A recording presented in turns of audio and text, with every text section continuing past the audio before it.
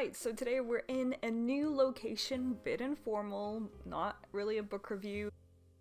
But today I'm going to be talking about the Sea Tarot, or the Scorpio Races tarot card deck that Maggie released recently. So for those of you who don't know, the Scorpio Races is one of my favorite books, and it's written by Maggie Stiefvater, big surprise.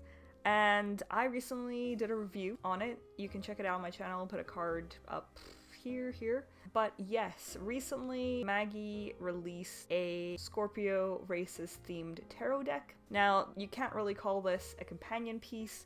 I would say it's an adjacent piece. It's a universe adjacent piece. You don't have to have it to understand the Scorpio Races, nor do you need to read the Scorpio Races to understand the deck, although if you have it, you will obviously see the influence of the book on it and all of these references throughout the entire deck. If you don't know what tarot cards are, which I didn't, actually, not the fundamentals of it. Tarot cards were made popular after the 14th century.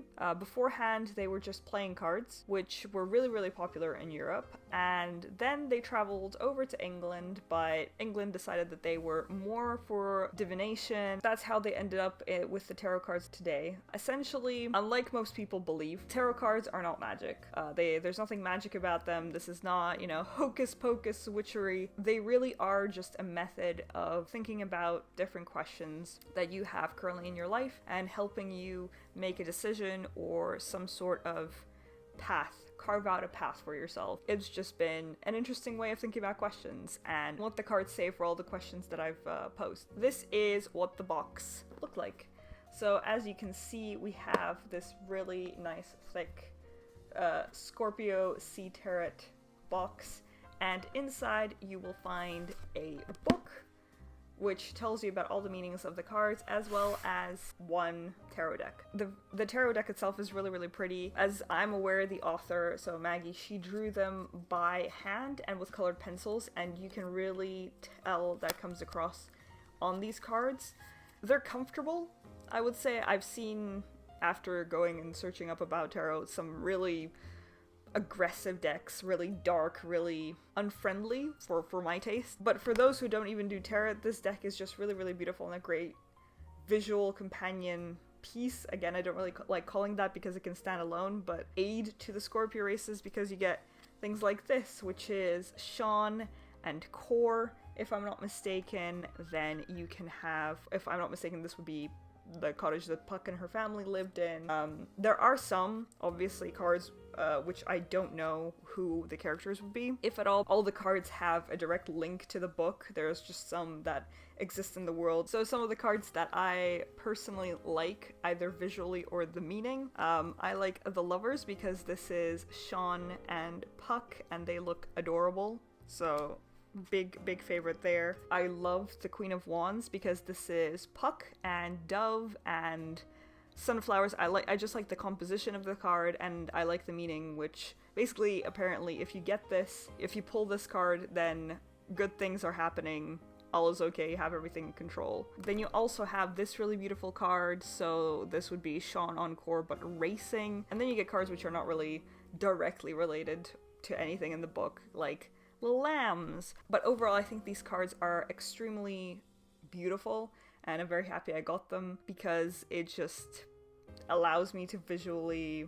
have something of that universe. Something else that you can do if you want to know more about this deck is go to Maggie's Instagram account. She was running, I think it seems like an entire month of Scorpio Sea Tarot deck analysis. So she showed every card and talked about what they meant and how she drew it and what was the thought behind it. So yeah, you can go check that out. So where did I buy it? I got this on One Page Books. I'm not sponsored or anything like that. This is hashtag no spawn. One Page Books has partnered with Maggie where you can buy signed copies of her work, or if you pre-order something, then you can get a little extra. So I have the book signed, as you can see, and I also have this card, which is a replacement card for the Chariot, but I will probably just laminate it because I like the card itself, plus it's autographed, so might just transform it into a bookmark. Why did I get this deck? I think there is something really special about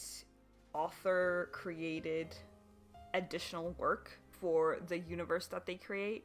It's something a bit different than from, say, the Harry Potter universe and the author inventing extra stuff for the sake of inventing it, but when there's thought put into what is being created and a mood and a feeling, I think it's really great, and it adds on a layer of complexity and feeling towards the actual book.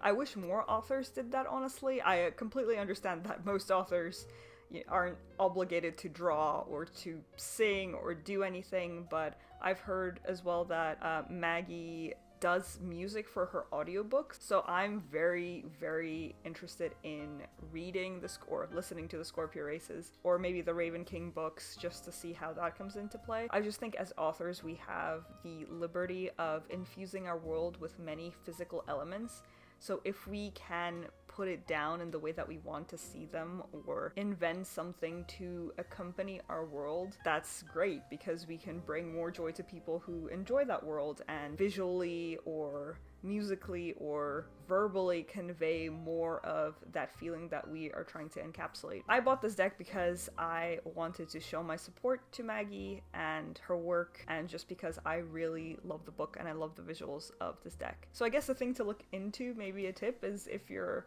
favorite author does something besides writing books, maybe something to do with the books, and then yeah, you can have something really, really nice to accompany some of your favorite literature. So that is it for my video. My last one is going to be the promised November cakes video. It's already filmed. I've already made and eaten the November cakes, but it's a bit of an adventure. I have about 3 hours of footage, so we'll see how fast I manage to do that. But in the meantime, I hope you're staying warm and safe and enjoying your November, and I will catch you in the next one.